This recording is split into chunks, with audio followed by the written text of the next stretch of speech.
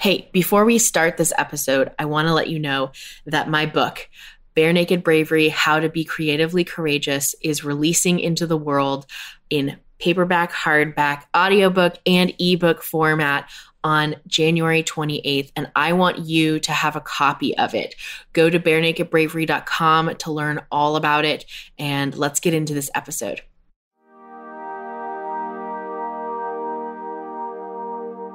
I've really been looking forward to having someone on the show to talk about imagination, and specifically how that looks in quantum physics. Now, before you tune out and roll your eyes about either science or magical mystery stuff that typically is hard to explain, I want you to know this stuff really does matter. We see so much pain and suffering in the world, and it's really easy to get caught up in the sameness and the finite path that our culture is going down. And this is exactly why I invited psychotherapist and author Mel Schwartz onto the show today. He just wrote this book called The Possibility Principle: How Quantum Physics Can Improve the Way You Think, Live, and Love. And it is a fantastic place for someone to dive into the subject matter and really learn how to use the knowledge that it can offer us on a day-to-day basis. Mel and I today chat about the power that lies behind doors that we're nervous about opening. We talk about the mysteriousness of synchronicity and how to lean into your intuition. And we talk about how much we need to infuse more wonder into our lives, and how that curiosity can flip on these huge light bulbs or even just soften the dark, scary seasons of life. So today's brave takeaway is to do a mini writing session on your own. I want you to take a moment that happens to you almost every day. This could be making coffee, walking the dog, whatever. And for 5 minutes, write and describe that moment as it happens, step by step. Then I want you to duplicate that little paragraph, but insert the word wonder as many times as you can. So maybe you would change the statement, I take a brewed coffee and then I poured the cream into it. And instead change it to, after taking the brewed coffee, I wondered what could happen when I stirred the cream. Basically, I want you to take something monotonous and turn it into something magical. Maybe the presence of the word wonder in your writing totally changes everything. And if that's true, then I wonder, what would happen for all of our lives if we infuse wonder a little more often. If you do that exercise and you want to chat about it in the Facebook group, first of all, that's amazing. We would love for you to do that. We want you to, first of all, join the group. And secondly, let us know what this brave takeaway would do for you. Mel is the perfect person to talk about all of this stuff today, because he is one of the few practicing psychotherapists who is integrating these principles of quantum physics into a psychotherapeutic approach. I'm excited about this, and I know that he and I would want to know if these techniques of infusing wonder into your life works and what's happening in your life as a result of it. So if you would like to join the Bare Naked Bravery Facebook group, you can download your free Bravery bundle by going to barenakedbravery.com, and it's free. Just send an email, you'll get some songs, you'll get a coloring book, you'll get some worksheets, and you'll get a link to join the Facebook group, which we would love to have you join us. Okay, so back to Mel. He knows how to apply this stuff to every day, even though his graduate degree is from Columbia University. He's authored a ton of other articles and books on the subjects around these concepts, so I know he knows what he's talking about, and I'm excited to introduce you to Mel Schwartz.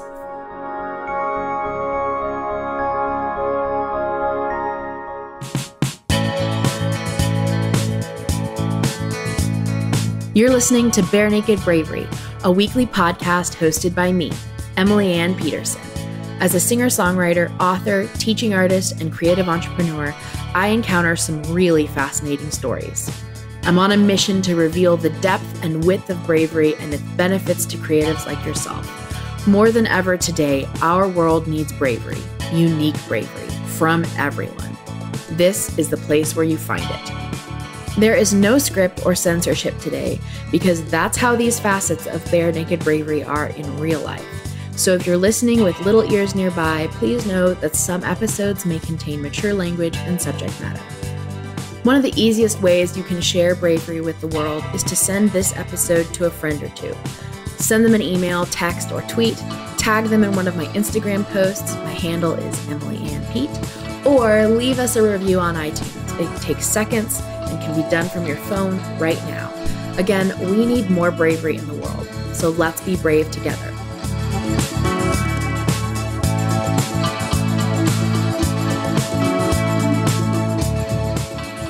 I really am so excited that we get to do this. This is really, really fun because I've been perusing your book over the last couple weeks, and more specifically the last couple days in preparation for this, and I am so excited, mainly because it's not just the fluffy self-help stuff that's out there a lot. It's good. Like, that fluffy self-help stuff is really great, but for someone like me who needs or loves process and the behind the scenes inner workings of things, I really, really appreciated that. So thank you for writing this book.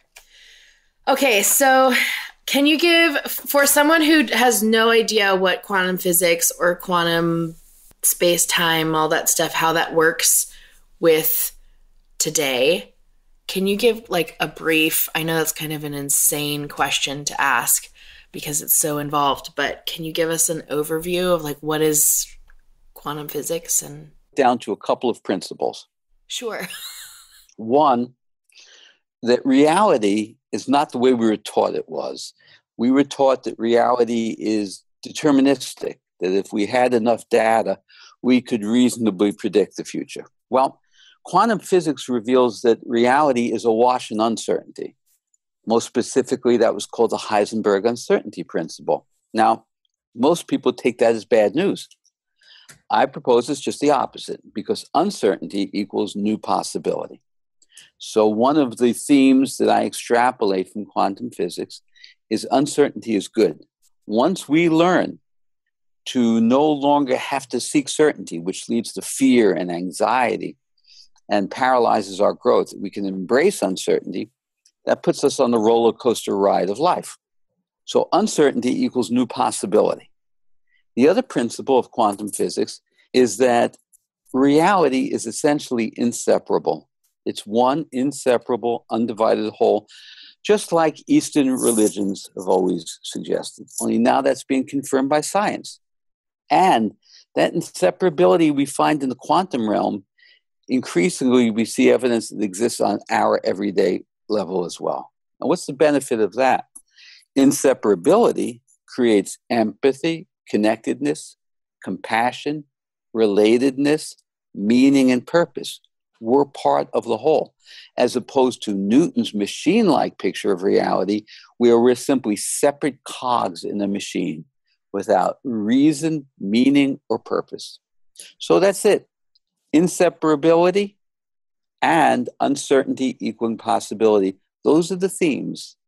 The other piece or derivative of quantum mechanics is that reality is always waiting to be informed. In other words, it's not separate and distinct out there, separate from us.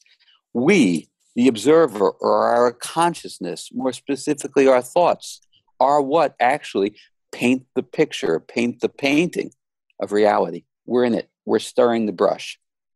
Which is such a cool, all three of those points are so powerful when you can actually absorb them fully.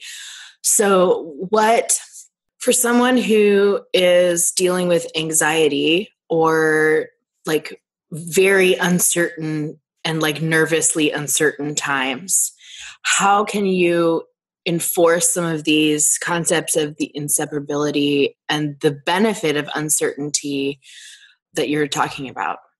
Well, that question is exactly what I'm speaking on in 10 days at a TEDx talk in Boston. Congratulations. Thank you. It's called Transcending Anxiety. Okay. So I'll give you the premise to the talk. Sure. For your listeners.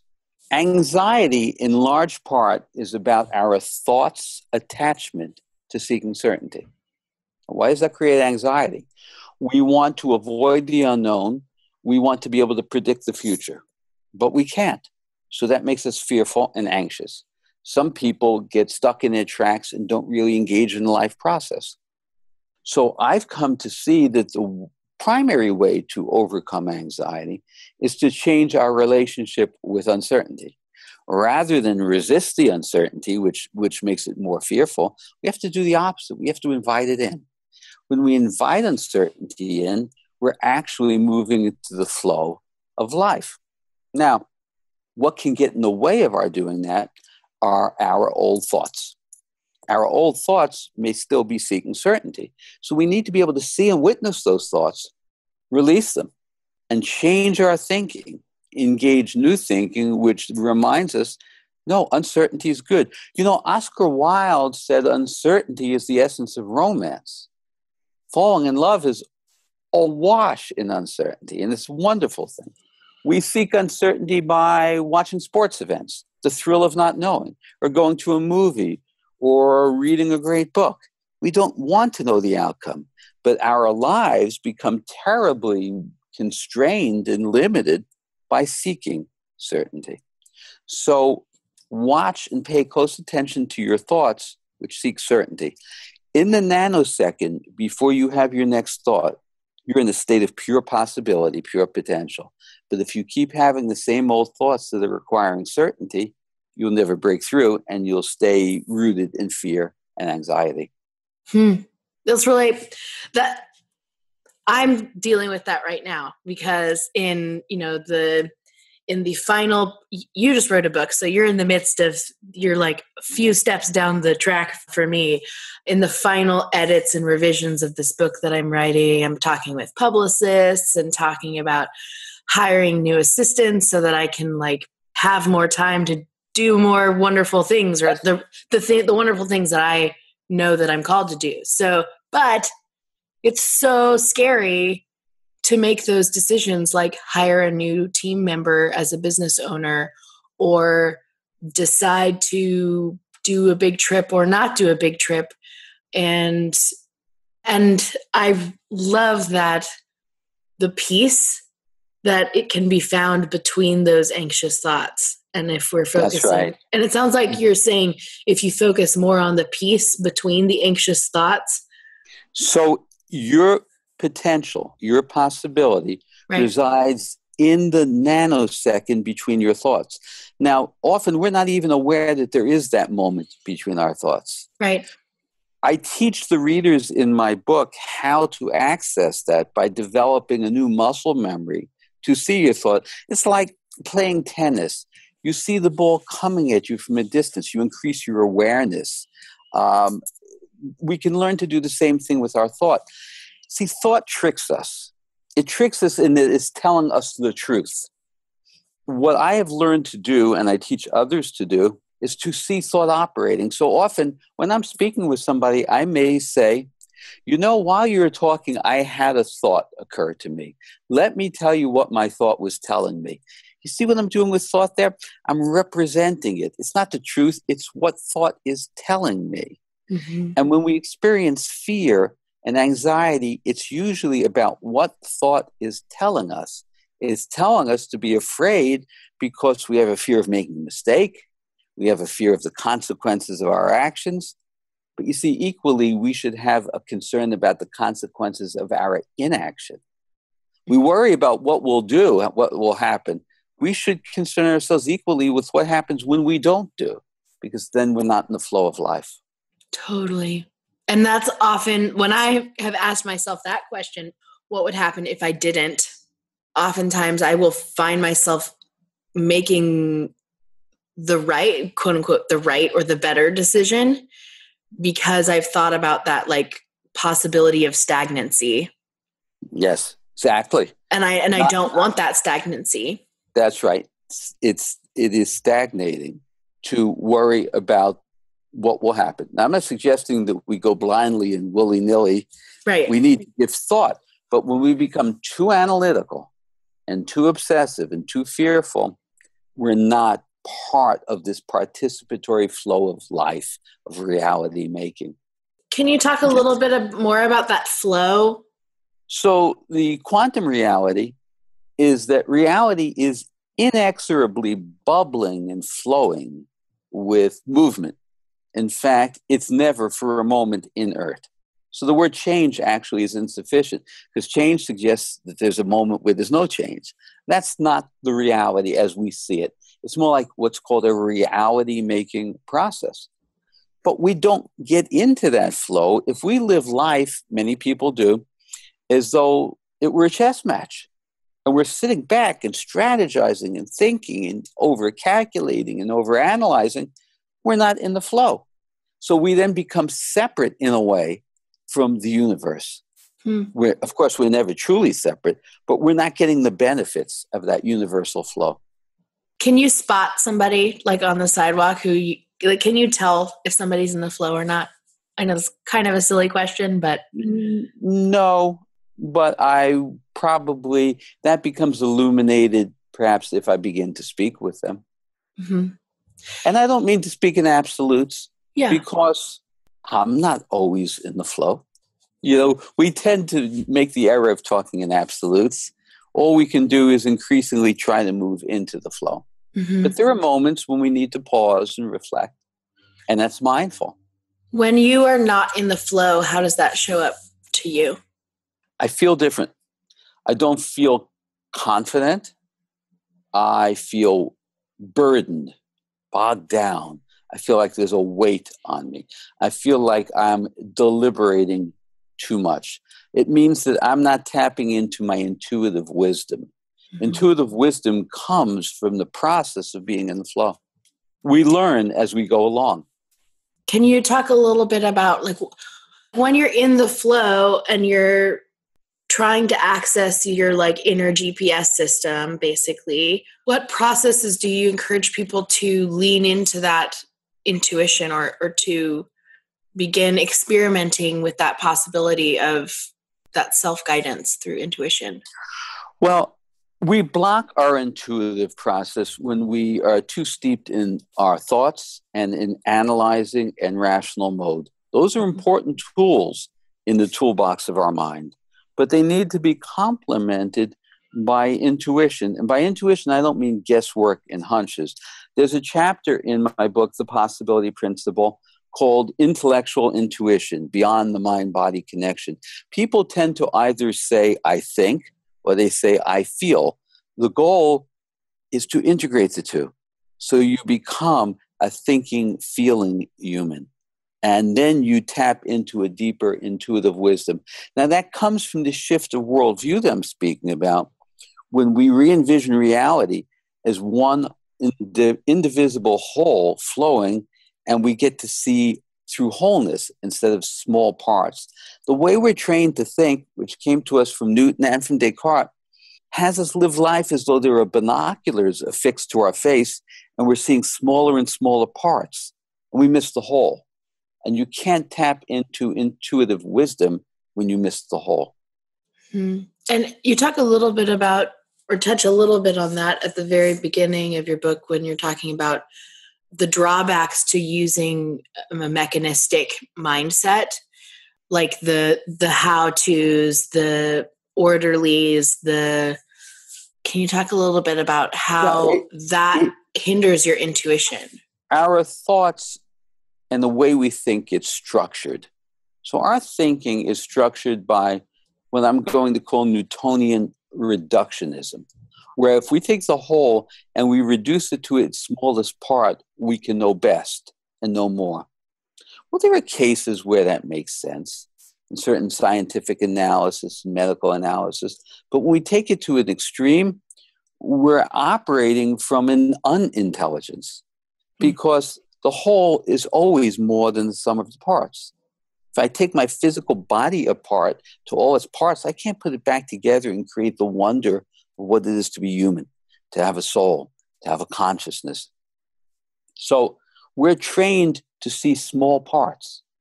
We can reorient and retrain our thinking to see the whole. That's what I share with the reader how to do in the first couple of chapters of the book. Now, when you can see the whole, you operate from intellectual intuition, and you open to the concept of synchronicity, a term coined by Carl Jung, where there's a deeper way of knowing, which is almost magical if you're stuck in rational thinking. But when you experience this and it becomes commonplace, it's almost like operating on a whole new operating system, and it's powerful. It's kind of like when someone says to me, how did you know? That very question suggests that you can give an answer out of causality. My only answer is, I know because I know. I've reoriented my thinking, the way I see, to be able to tune in, because then there is no separation between the other person and myself. There's a deeper knowing and entanglement. I love the word entanglement, especially when you're talking about synchronicity. Yeah, synchronicity is an entanglement. It's a joining, a oneness between my conscious mind and the physical universe. I've had some profound experiences of synchronicity, which I share in the book, which simply indicate that there is no separation, and no separation between your conscious mind and the physical world that we inhabit. They magically become as one. If you like, I could share an experience. Well, I would love to hear the most recent experience of synchronicity that you've had, because I find that those fresh ones are sometimes can seem the most magical. I don't know. I was facilitating a group. I used to teach this process, and I continue to. At that time, I called it emergent thinking. That was the forerunner to the possibility principle. And I was teaching synchronicity. And we took a break. And during the break, I shared with group members that it had just occurred to me that my younger son, who was now driving, I had forgotten to put him on my insurance policy. And with that, I saw that he had tried to call me, and there was a missed call. And because we were discussing synchronicity, we were discussing, was he calling me because he remembered that he wasn't on insurance, or did he have an accident?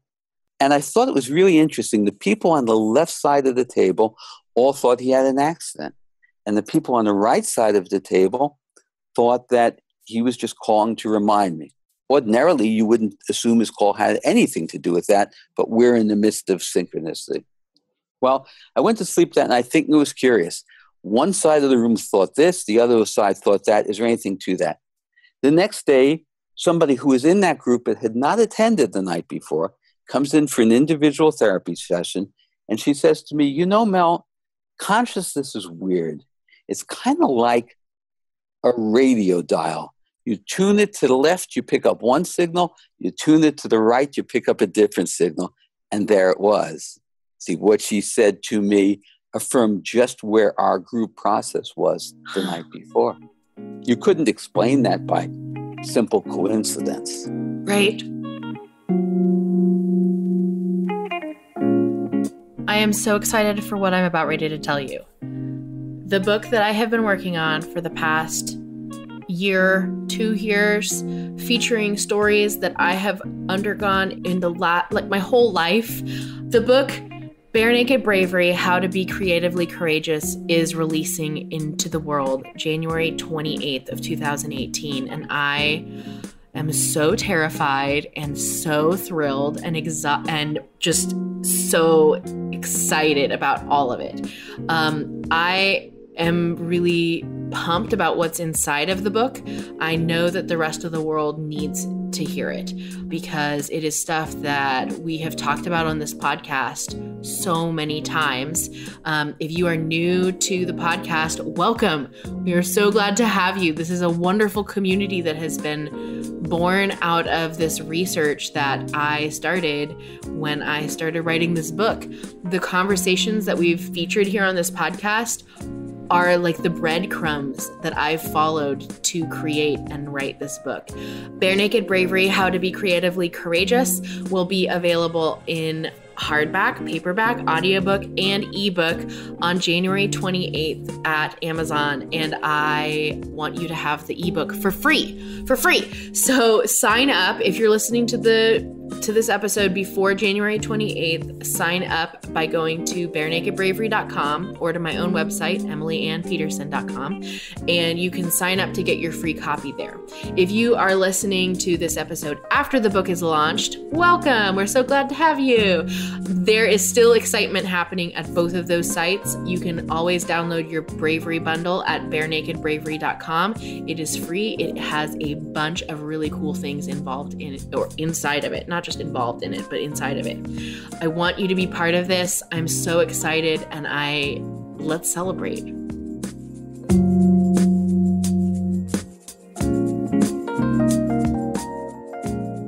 had some really amazing coincidences. Even just recently, I was talking to somebody about my sister, and my sister interrupted the call. Like, Of course. that happens all the time. Or I'll think about how I need to send someone an email or call them or something, and then they call me before.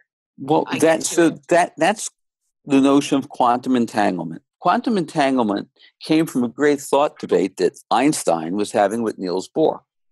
And the debate was this: two photons that had what was called a shared state, they were in the same physical location, were known as entangled. Entangled meant they had spins or rotations. And the way they operate as twins, if one had a negative spin, the other one had a positive spin. So the thought debate between these two great minds was, if you take these entangled photons, separate them by a great distance, let's say half a universe, and you change the spin, the rotation of one, what would happen to the other?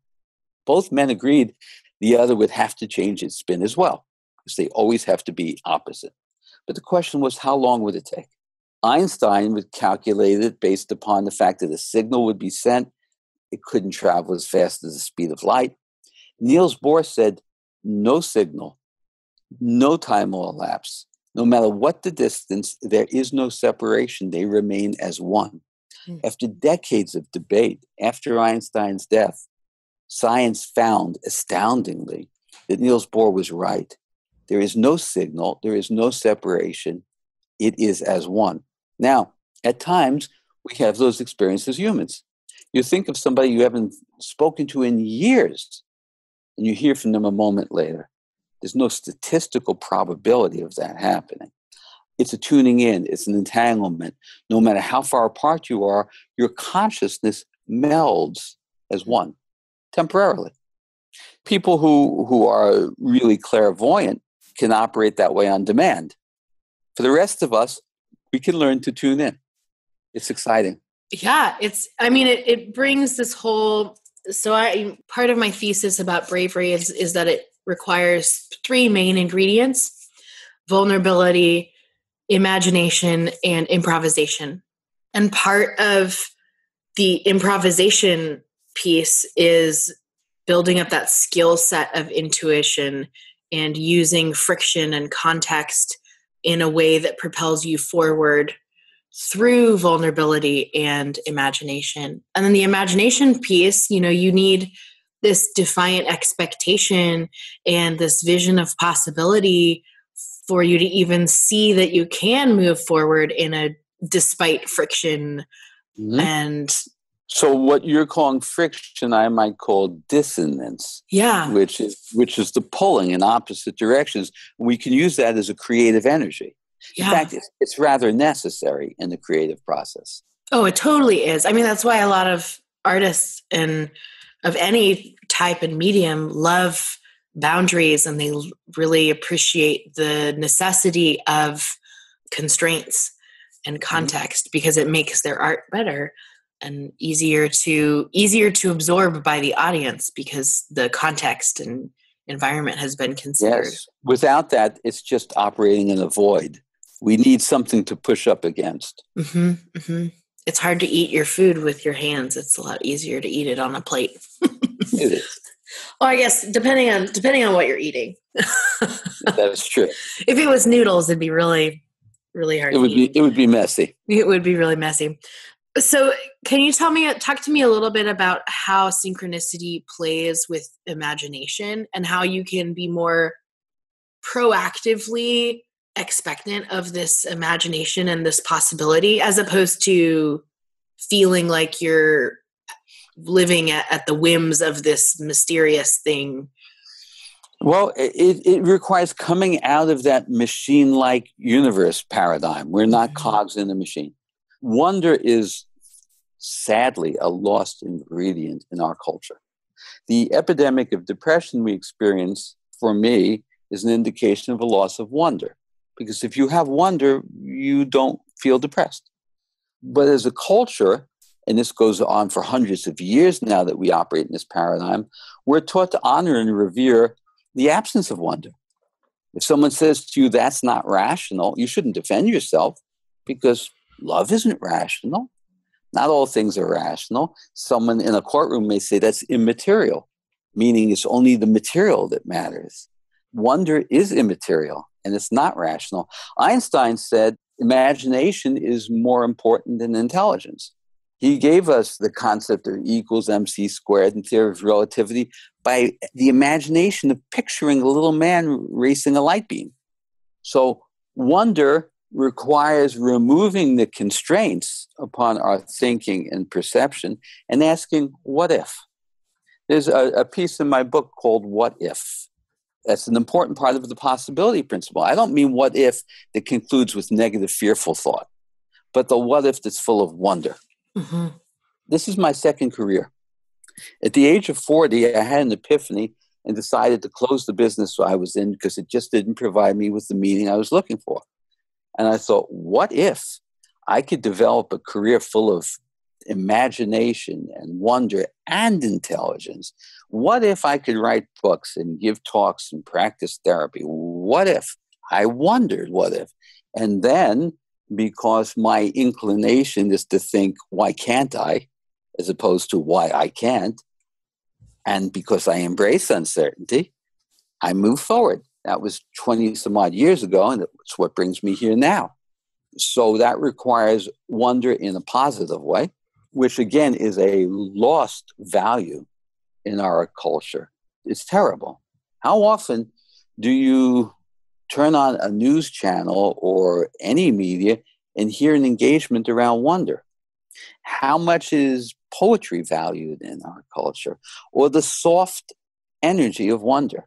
It's really funny that you're talking about this because my most beloved therapist, who I've seen a lot of therapists, I think what part of it was that I was trying to find this one therapist that I needed for this issue that I was going through at the time. And my favorite thing that I remember about him is that he always started his questions, or like I would talk a little bit and then he would help me pry it open, that concept or the subject or the story that we were going through that day. He would always pry it open with, I wonder what would be like if. Mm-hmm. And he did it so much that I started to kind of jab at him and make fun. And that's totally a real thing that I now use on a very regular basis is I wonder what would happen if this had gone differently. Or I wonder what would have happened if I didn't feel this way today. Right. Or I wonder what would happen if, I don't know, I found seashells in the forest, like bizarre little wonderings. And I find that ends up fueling a lighter sense throughout the day, as opposed, and it can also turn a dark story into a lighter experience as well. What you're doing through that process is you're learning to engage possibility and write many different scripts for your thinking. And it's flexible. It's learning that I can write a different script.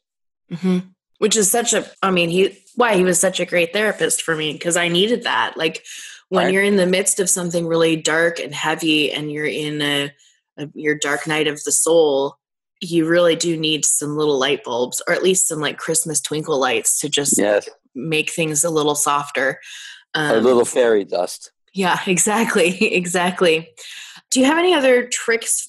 Not tricks, that sounds so trivial, but other methods for kind of flipping things around from that, like, why can't I to, or from why I can't to why can't I? I encourage people, and there's several chapters in the book that I devote to this, to ask ourselves, look at our beliefs about ourselves and about others, and ask ourselves, how did I come to this belief?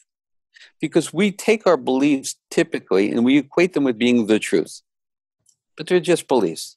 And often they're beliefs informed by experiences, often childhood experiences. I call these wave collapses.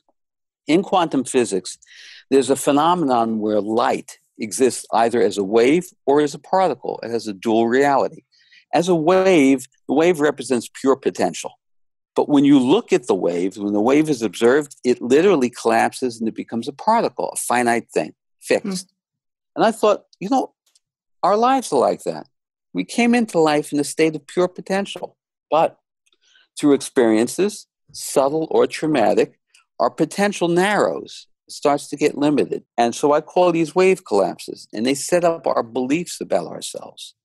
And we go throughout life, some people all of their lives, believing these things about ourselves instead of seeing that there are things that happen to us that we experienced, and we can be free to reframe it and recreate our story and our narrative.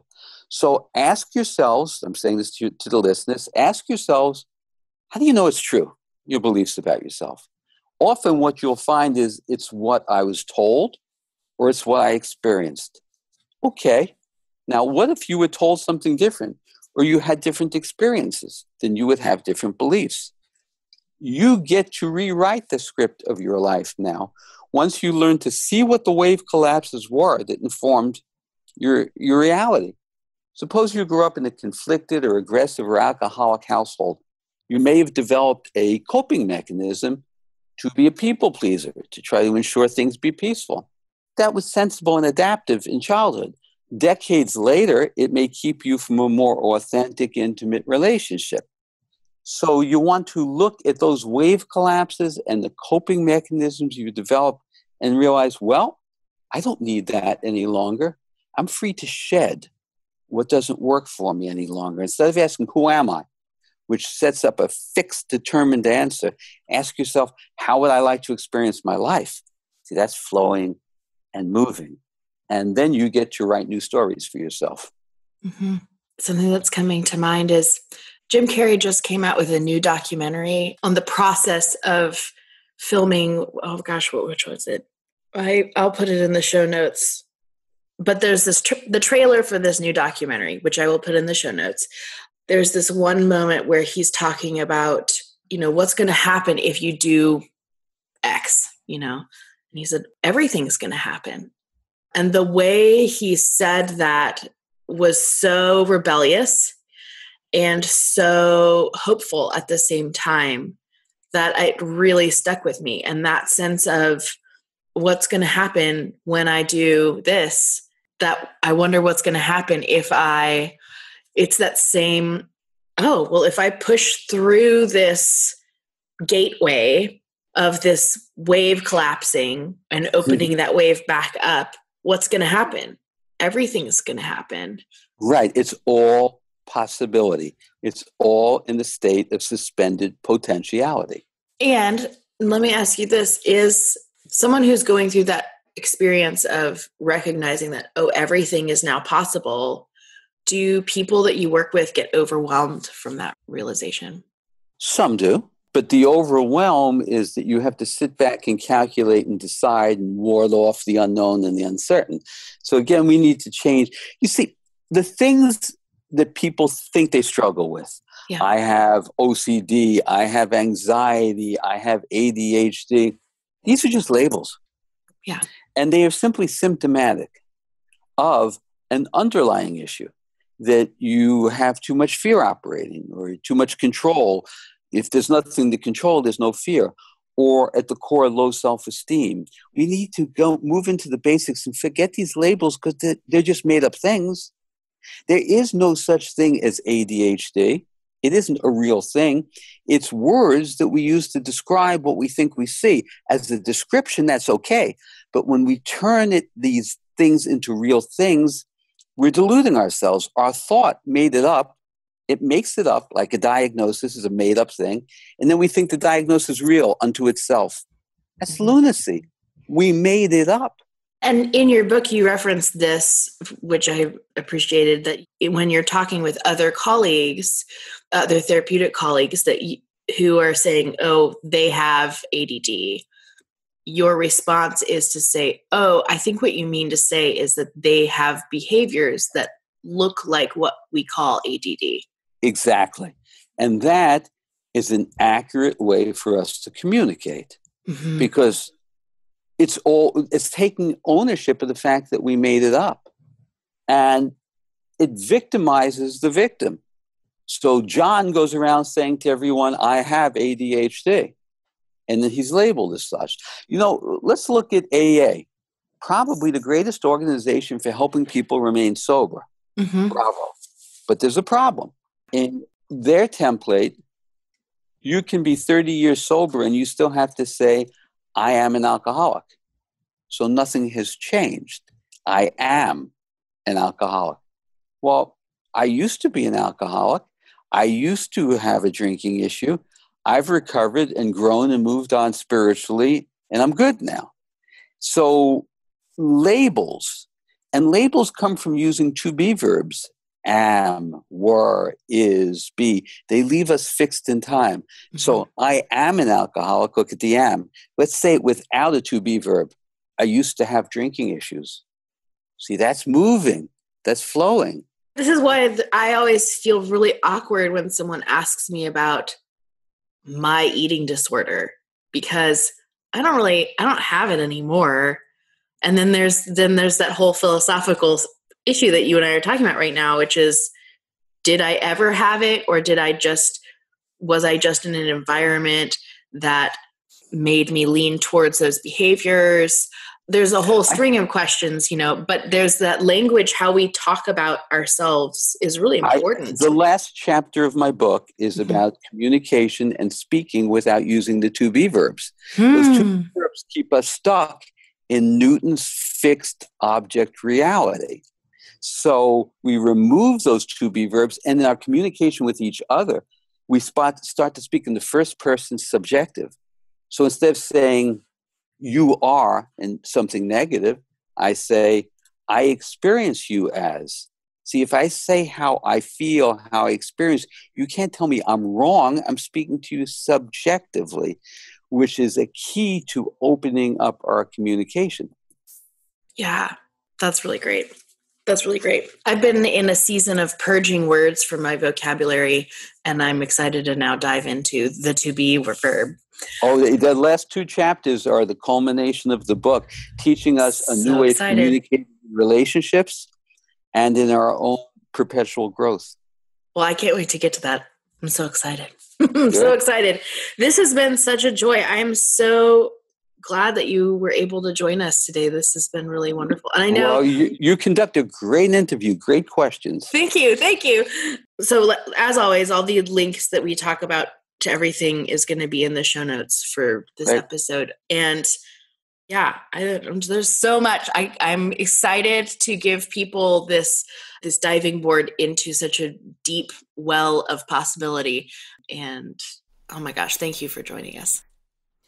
Yay. So today's brave takeaway is, like I mentioned earlier, is to do a mini writing session on your own. Take a moment that's happened to you every day and write and describe it as it happens step by step. Then flip the paper over and duplicate that little paragraph, but insert the word wonder as many times as you can. So I take the coffee and I pour the cream, change that to I wondered what would happen if I took the coffee and then poured the cream. Basically, I want you to, like I mentioned earlier again, infuse wonder into the everyday, because that's going to be like, just for some of us, that's going to be a really great exercise to pry open and crack this nut of how to infuse wonder and curiosity into your life on a daily basis, just a little bit more. So if you do this exercise, please share about it in the Bare Naked Bravery Facebook group. And if you would like more information on Mel Schwartz, go to melschwartz.com and go buy his book, The Possibility Principle. All of the links to all of these things are in the show notes for his episode. So go to barenakedbravery.com and type in Mel, and his face will pop up and you'll see it right away. MEL. That's how you spell it. Really easy. So if you enjoyed this episode, what I want you to do is share it with somebody.